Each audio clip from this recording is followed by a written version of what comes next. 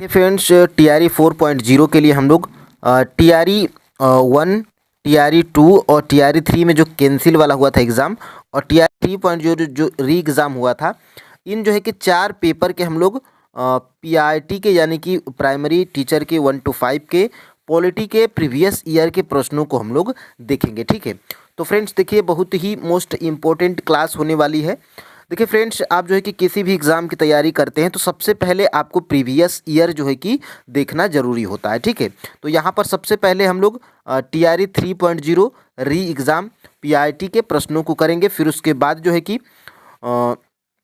यहाँ पर देखिएगा 86 नंबर का जो है कि प्रश्न हमारा क्या है, निम्न में से कौन भारतवर्ष के प्रथम निर्विरोध एवं सर्वसम्मति से निर्वाचित राष्ट्रपति हुए थे। ठीक है, तो देखिए फ्रेंड्स, इसमें से जो है कि नीलम संजीव रेड्डी, नीलम संजीव रेड्डी फ्रेंड्स, ये जो है कि ऐसे जो है कि राष्ट्रपति थे जो कि प्रथम निर्विरोध चुने गए थे। और एक और बात फ्रेंड्स, यहाँ पे इनका जो है कि कार्यकाल कितने साल तक था, तो देखिए फ्रेंड्स 1977 से 1900 जो है कि 82 तक जो है कि इनका कार्यकाल था। ठीक है, ये जो है कि टीआरई 3.0 री एग्ज़ाम पीआईटी में प्रश्न पूछा गया था। और ये जो है कि किस नंबर के जो है कि राष्ट्रपति थे, नीलम संजीव रेड्डी। ठीक है, तो ये जो है कि फ्रेंड्स, ये आपके जो है कि 6वें राष्ट्रपति थे। ठीक है, तो ये महत्वपूर्ण है फ्रेंड्स, इसको जो है कि आप याद रखिएगा। अब देखिए हम लोग आगे बढ़ते हैं। निम्न में से कौन 1953 में राज्य पुनर्गठन आयोग एसआरसी के सदस्य थे। ठीक है, तो देखिए फ्रेंड्स, के एम पडिक्कर, ये भी जो है कि 1953 में राज्य पुनर्गठन आयोग के सदस्य थे। और हृदयनाथ कुंजरू भी थे और फजल अली, ये जो है कि तीनों लोग 1953 में राज्य पुनर्गठन आयोग के सदस्य थे। ठीक है, तो ये जो है कि इसका राइट आंसर क्या हो जाएगा, उपर्युक्त में से एक से अधिक। और ये मैं सभी आंसर की फ्रेंड्स, ये आपको फाइनल आंसर की के साथ में बता रहा हूँ। ये आपको जो है कि टीआरई 4.0 के लिए ये वीडियो बहुत ही महत्वपूर्ण इसलिए हो जाती है ताकि आपको आंकड़ा लगेगा कि प्रश्न कहाँ से पूछे जा रहे हैं। ठीक है, अब देखिए फ्रेंड्स, यहाँ से हम लोग आगे बढ़ते हैं। देखिएगा, निम्न में से कुल कितने लोग 26 जनवरी 1950 से जो है कि 2024 के प्रारंभ तक बिहार के मुख्यमंत्री रहे थे। ठीक है, तो ये जो है कि 2024 की बात हो रही थी। 2024 तक फ्रेंड्स, ये जो है कि इसका राइट आंसर क्या है, केवल जो है कि 23 लोग। ये जो है कि आपका फाइनल आंसर की के साथ में आंसर है ऑप्शन नंबर जो है कि ए। ठीक है, अब देखिए यहाँ से हम लोग आगे बढ़ते हैं। ठीक है, और देखिए निम्न में से कौन भारत के प्रधानमंत्री थे जब 73वां एवं 74वां संविधान संशोधन अस्तित्व में आया था।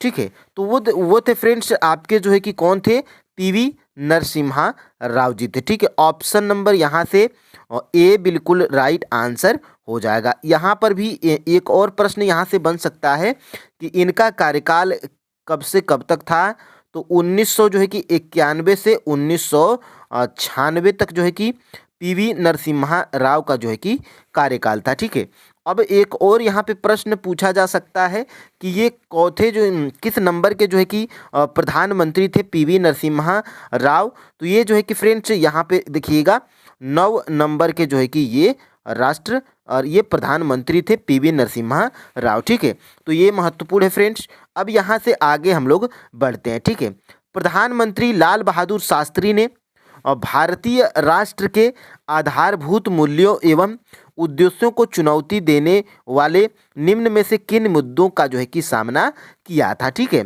तो ये जो है कि फ्रेंड्स देखिएगा, ये जो है कि इसका राइट आंसर क्या है, उपर्युक्त में से एक से अधिक इसका राइट आंसर है, क्योंकि ये जो है कि तीनों ऑप्शन आपका जो है कि सही है। ठीक है, और यहाँ पे फ्रेंड्स आगे हम लोग बढ़ते हैं। यहाँ से 142 नंबर का प्रश्न क्या पूछा गया था, देखिएगा यहाँ से, निम्न में से किस संविधान संशोधन ने भारत न्यायपालिका को संसद के अधीन बना दिया था।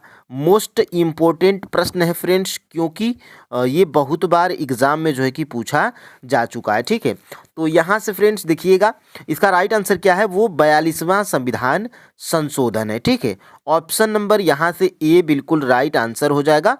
और इसको जो है कि फ्रेंड्स लघु संविधान भी बोलते हैं। किसको?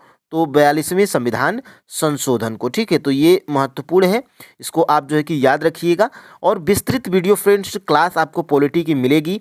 एनसीईआरटी और एससीईआरटी बुक से डायरेक्टली हम लोग प्रश्नों को करेंगे। ठीक है, और लास्ट में हम लोग इस पे भी बात करेंगे कि प्राइमरी वाले पॉलिटी के लिए कहाँ से पढ़ेंगे कि उनका जो है कि काम हो जाएगा। ठीक है, अब देखिए 147 नंबर का प्रश्न क्या पूछा गया था।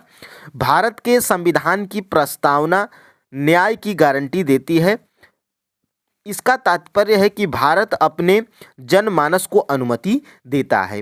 ठीक है, तो इसका राइट आंसर फ्रेंड्स देखिएगा, ऑप्शन नंबर बी है, कुछ मूल अधिकार रखने के लिए। ठीक है, ये फाइनल आंसर की में ऑप्शन नंबर यहाँ से बी बिल्कुल राइट आंसर हो जाएगा। देखिए फ्रेंड्स, ये क्लास लेने का मतलब ये मेरा ये है कि आप जो है कि प्रीवियस ईयर के प्रश्नों से रूबरू हो जाइए। सभी 4 सेट इसमें जो है कि आपको देखिए टीआरई 1, टीआरई 2 और टीआरई 3, ठीक है, और कैंसिल वाला 4 पेपर हो गया। और टीआरई 1 में लड़कों का शिफ्ट अलग था और लड़कियों का शिफ्ट अलग था। ठीक है, तो दोनों शिफ्ट के पॉलिटी के प्रश्नों को यहाँ पे मैं इस वीडियो में नीचे आपको मिलेगा। ठीक है, यानी कि पॉलिटी के पीआईटी के सभी प्रश्न आपको इसमें मिल जाएंगे। अब देखिए यहाँ से हम लोग आगे बढ़ेंगे। ठीक है, देखिएगा 59 नंबर का प्रश्न क्या है। कुछ निर्वाचन क्षेत्रों में 2016 में उपचुनावों हेतु मतदान निम्न में से किस राज्य में निरस्त किया गया था। ठीक है, तो ये जो है कि आपका जो है कि तमिलनाडु इसका राइट आंसर है। ऑप्शन नंबर यहाँ से सी बिल्कुल राइट आंसर हो जाएगा। ठीक है, ये जो है कि 2016 में उपचुनाव हुआ था और मतदान जो कि निम्न में ये जो है कि तमिलनाडु में क्या हुआ था, निरस्त किया गया था। ठीक है, अब देखिए यहाँ से हम लोग देखते हैं कौन पॉलिटी का और प्रश्न पूछा गया है यहाँ पे। हाँ देखिए, हमारे राष्ट्र को मुख्यतः राष्ट्रवाद के आधार पर निर्मित करने की राजनीतिक प्रवृत्ति का नेतृत्व भारत में निम्न में से किस राजनीतिक दल द्वारा किया जाता है। ठीक है, तो ये जो है कि भारतीय जनता पार्टी, ये जो है कि फाइनल आंसर की में आयोग माना था। ऑप्शन नंबर जो है कि बी बिल्कुल राइट आंसर हो जाएगा। ठीक है, और यहाँ से फ्रेंड्स हम लोग आगे बढ़ते हैं, देखेंगे और टीआरई 3.0 री एग्जाम में पॉलिटी के कौन प्रश्न। तो देखिए यहाँ पे एक और प्रश्न है 81 नंबर का। भारत के नए संसद भवन में संसदों के निलंबन का रिकॉर्ड निम्नलिखित में से कौन सा है। ठीक है, तो इसका जो है कि राइट आंसर फ्रेंड्स देखिएगा उपर्युक्त में से कोई नहीं, इसका जो है कि राइट आंसर है फाइनल आंसर की में। ठीक है, तो यहाँ से इसको आप जो है कि याद रखिएगा। और यहाँ से आगे हम लोग बढ़ते हैं। एक और प्रश्न यहाँ पे पूछा गया था, देश में मतदाता सत्यापित कागज लेखा परीक्षण विचारण वीवीपीएटी निम्न में से किस वर्ष अस्तित्व में आया था। ठीक है, तो ये जो है कि 2013 में फ्रेंड्स अस्तित्व में आया था। ऑप्शन नंबर यहाँ से ए बिल्कुल राइट आंसर हो जाएगा। ठीक है, तो यहाँ से फ्रेंड्स आप जो है कि टीआरई 3.0 जो री एग्ज़ाम हुआ था पीआईटी का, ये आप पॉलिटी के सभी प्रश्नों को कर चुके हैं। ठीक है, अब हम लोग जो है कि क्या करेंगे, तो अब हम लोग टीआरई 3.0 जो कैंसिल वाला एग्ज़ाम हो गया था, जो मार्च में हुआ था, मार्च 2024 में।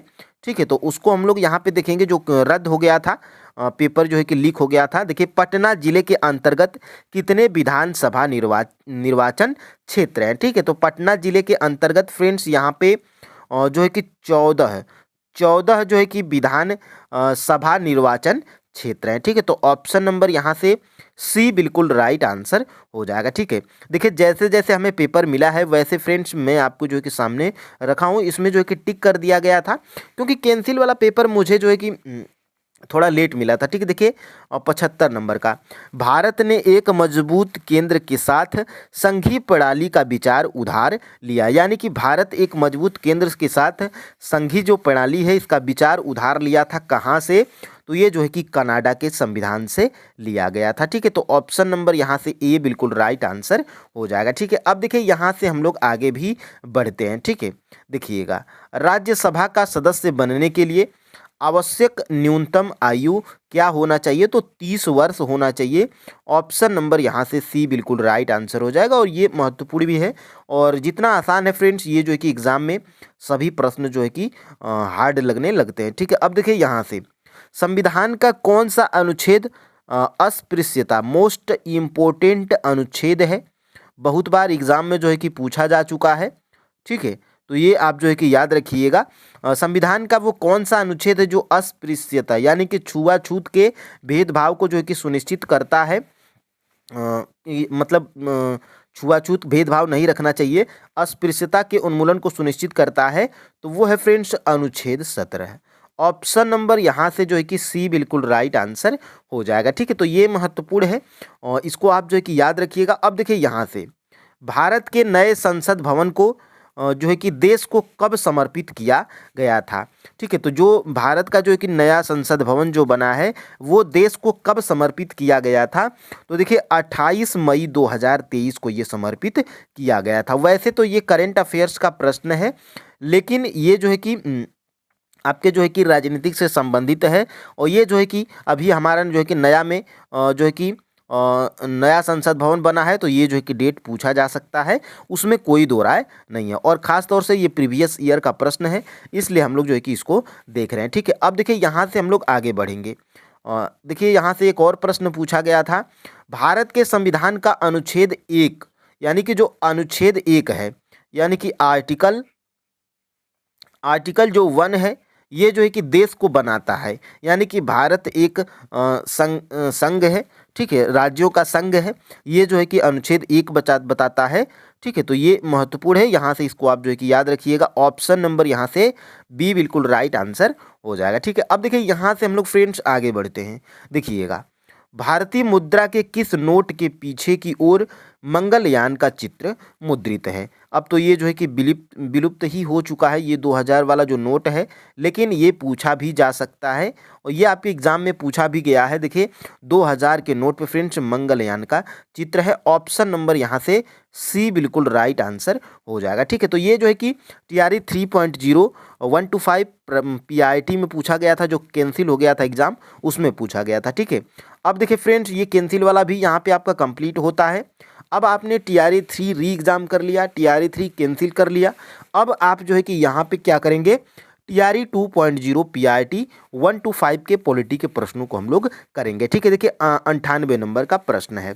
ठीक है, देखिए अंतरिम सरकार में डॉक्टर राजेंद्र प्रसाद के पास कौन सा विभाग था। ठीक है, तो अंतरिम सरकार जो थी उससे जो है कि डॉक्टर राजेंद्र प्रसाद के पास जो है कि खाद्य एवं कृषि मंत्रालय था। ठीक है, तो ऑप्शन नंबर यहाँ से सी बिल्कुल राइट आंसर हो जाएगा। और ये शायद आयोग जो है कि आपका रक्षा मंत्रालय जो है कि माना था, लेकिन फ्रेंड्स मुझे खाद्य एवं कृषि मंत्रालय ही जो है कि बढ़िया तरीके से पता है, आप जो है कि इसको देख लीजिएगा।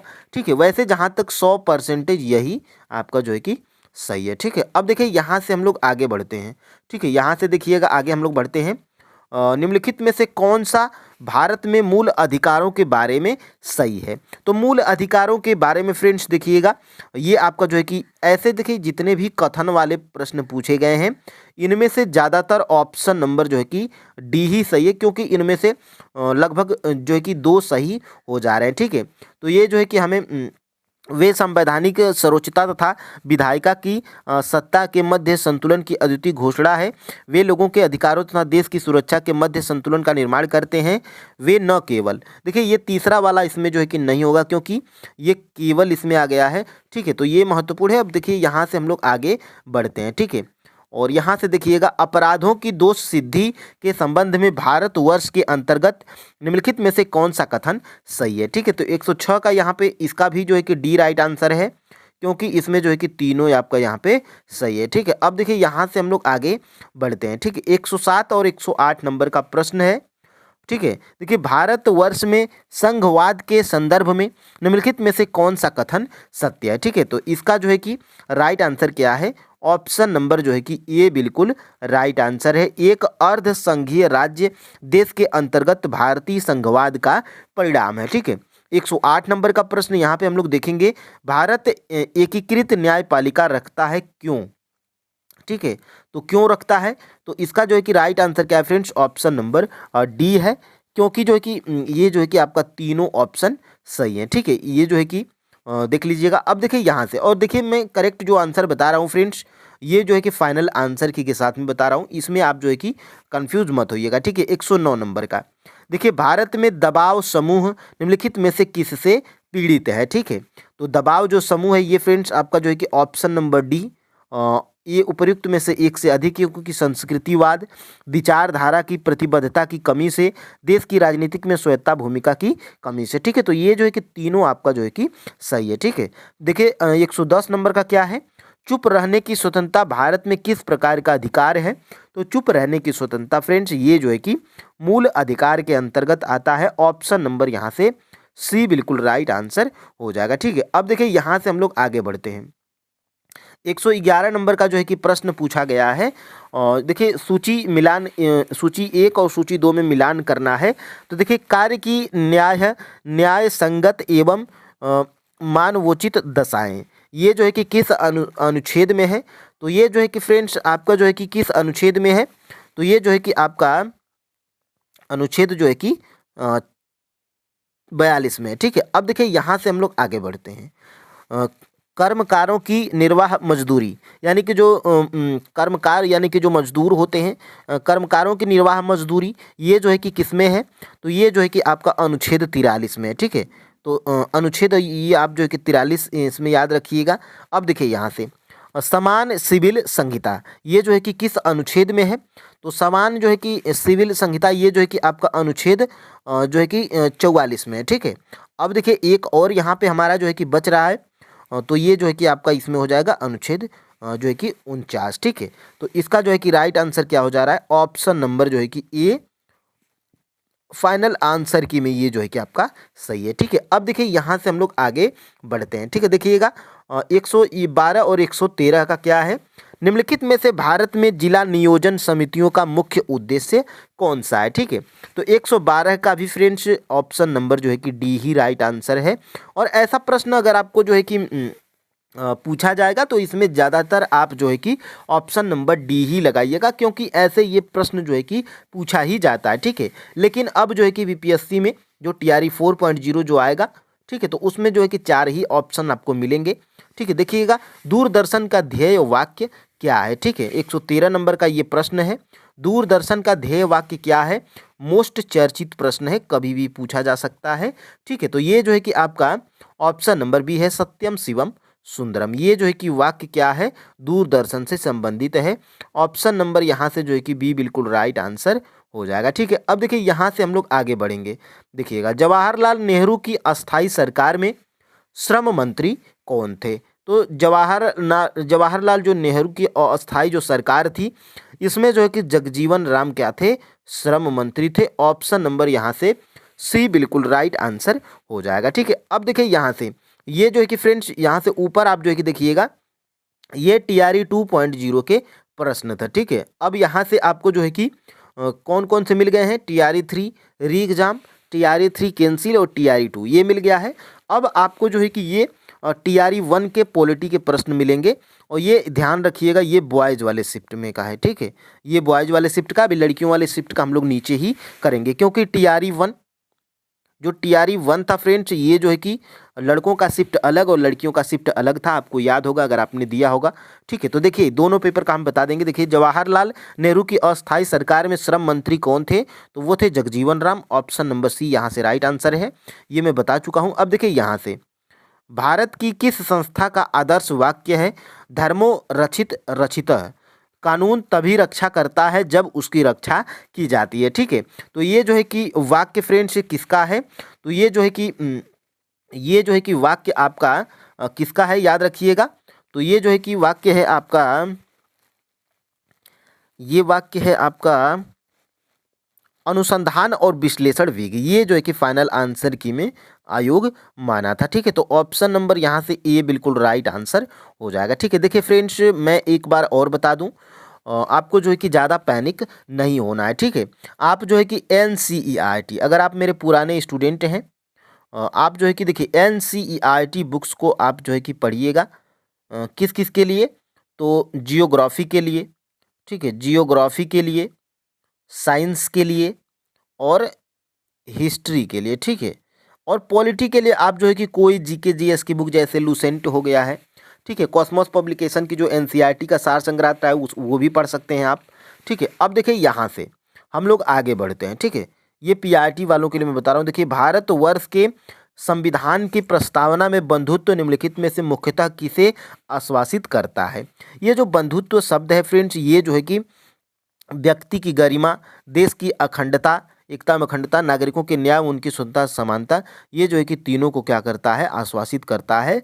ऑप्शन नंबर यहाँ से डी बिल्कुल राइट आंसर हो जाएगा, एक से अधिक। ठीक है, अब देखिए यहाँ से हम लोग आगे बढ़ते हैं। भारत की जो है कि 2011 की जनगणना के अनुसार बिहार की कुल महिला साक्षरता दर, तो इसका राइट आंसर क्या है? ऑप्शन नंबर जो है कि ई राइट आंसर है। क्यों? क्योंकि जनगणना 2011 के अनुसार जो है कि 51.5% या हाँ, ये 51.5% है। ये आप कमेंट करके हमें बताइएगा, ठीक है, क्योंकि इसका राइट आंसर ऑप्शन नंबर ई है, क्योंकि ये जो है कि तीनों आपका गलत है। ठीक है, अब देखिए यहाँ से हम लोग आगे बढ़ते हैं। ठीक है, देखिएगा यहाँ से केवल संविधान सभा के सदस्यों के चुनाव में भाग लेने वाले भारत की वयस्क आबादी के मतदाताओं का प्रभावी प्रतिशत क्या था? तो ये जो है कि फ्रेंड्स आपका जो है कि 10 से 15% था।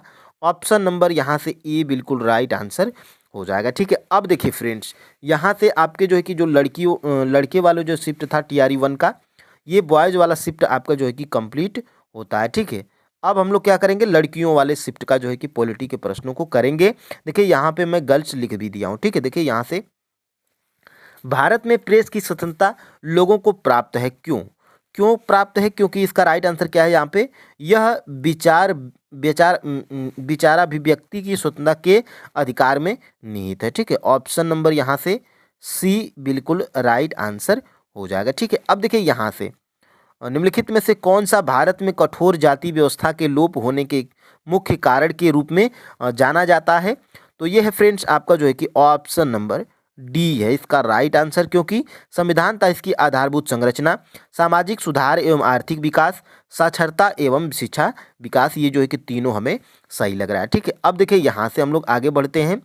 भारत की केंद्रीय सरकार का पंचायती राज मंत्रालय निम्नलिखित में से किस वर्ष निर्मित किया गया था? मोस्ट इम्पोर्टेंट प्रश्न है, यहाँ से ये पूछा जा सकता है। तो ये जो फ्रेंड्स पंचायती राज मंत्रालय था, ये जो है कि किस वर्ष निर्मित किया गया था? तो ये जो है कि निर्मित किया गया था 2004 में। ठीक है, तो ऑप्शन नंबर यहाँ से बी बिल्कुल राइट आंसर हो जाएगा। ठीक है, अब देखिए यहाँ से हम लोग आगे बढ़ते हैं। देखिएगा इनमें से कौन विश्वास करता था कि एक साम्यवादी समाज भविष्य का प्राकृतिक समाज था? तो वो जो है कि ये कुछ जो है कि यहाँ पे व्यक्ति हैं जो कि अपना जो है कि साम्यवादी समाज भविष्य का प्राकृतिक समाज था, ये जो है कि किसका कथन है? कथनवादी हैं। तो देखिए यहाँ से फ्रेंड्स कार्ल मार्क्स आप याद रखिएगा। ऑप्शन नंबर यहाँ से ए बिल्कुल राइट आंसर हो जाएगा। और यहाँ से ये 80 नंबर का था। 81 नंबर देख लेते हैं। इनमें से कौन सी दी सोशल कॉन्ट्रैक्ट पुस्तक का जो है कि लेखक है? इनमें से कौन जो है कि द सोशल कॉन्ट्रैक्ट पुस्तक का लेखक है? तो ये जो है कि फ्रेंड्स इसका लेखक जो है कि जीन जैक्स रूसो है। ऑप्शन नंबर यहाँ से सी बिल्कुल राइट आंसर हो जाएगा। ठीक है, अब देखिए यहाँ से हम लोग आगे बढ़ते हैं। देखिएगा 83 नंबर का प्रश्न क्या कह रहा है?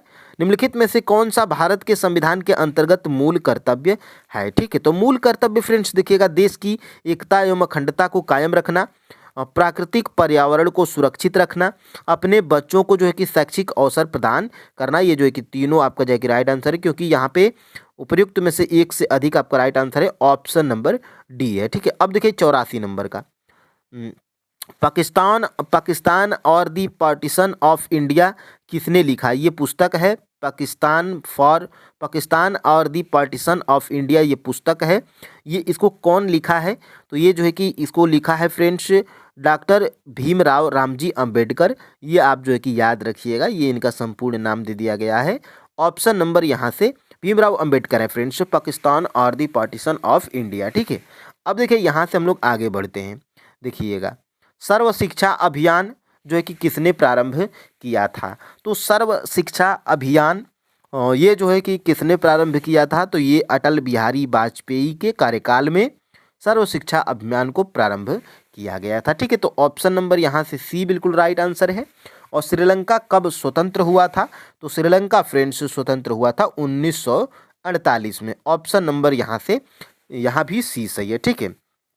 तो यहाँ से अब हम लोग आगे बढ़ते हैं, ठीक है। देख लेते हैं और प्रश्न। देखिए, अन्नपूर्णा योजना राशन कार्ड किसके लिए है, ठीक है। तो ये अन्नपूर्णा योजना राशन कार्ड किसके लिए है, तो ये फाइनल आंसर की में ऑप्शन नंबर ए माना गया था। वृद्ध व गरीब लोग जो 65 वर्ष से अधिक के हों, इसके लिए जो है कि अन्नपूर्णा योजना राशन कार्ड इनके लिए, ठीक है। तो ऑप्शन नंबर यहाँ से ए बिल्कुल राइट आंसर हो जाएगा, ठीक है। तो देखिए फ्रेंड्स, यहाँ से ये पूरी क्लास आपको कंप्लीट हो जाती है, ठीक है। आपने जो है कि क्या कर लिया, तो आपने जो है कि टीआरई 1 के पॉलिटी के प्रश्नों को, 2 के पॉलिटी के प्रश्नों को, 3 के जो री एग्ज़ाम हुआ था और 3 के जो कैंसिल हुआ था इसका भी कर लिया है। और टीआरई 1 में बॉयज़ वाले शिफ्ट का अलग पेपर हुआ था, उनके पॉलिटी के प्रश्नों को, और गर्ल्स यानी कि लड़कियों के आपने जो है कि सभी पीआरटी के पेपर के पॉलिटी के प्रश्नों को आपने देख लिया, ठीक है। ये मैं प्रश्नों को फ्रेंड्स टाइपिंग करके भी ला देता, लेकिन फ्रेंड्स डायरेक्ट मैं जो है कि पेपर की कटिंग सभी प्रश्नों को बढ़िया तरीके से यहाँ पे सजा के एक वीडियो में कर दिया हूँ, ताकि आप जब प्रीवियस ईयर के प्रश्नों को देखें तो आपको जो है कि एक ही साथ मिल जाए, ठीक है। तो क्लास आपको कैसी लगी कमेंट में ज़रूर बताइएगा। चैनल पे नए हैं तो चैनल को जो है कि सब्सक्राइब अवश्य कर लीजिएगा, ठीक है। तो फ्रेंड्स, आज के लिए इतना ही। जय हिंद।